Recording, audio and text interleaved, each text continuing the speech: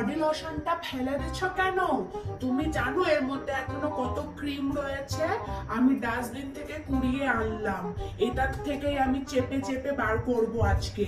দেখবে তুমি এর মধ্যে কত ক্রিম আছে, যত সব শুধু শুধু আমার খরচা করে। দেখো আমি কত ক্রিম বের করি, তুমি এটা ফেলে দিয়েছো। দেখো বেরোলো, এইটা দিয়েই আরো 1 বছর চালিয়ে নিতে পারবো। খালি খালি আমার ছেলের আর আমার সংসারের খরচা বাড়াচ্ছে। যত সব বাপের বাড়ি থেকে কি জমানো শেখায়নি নাকি? হুম।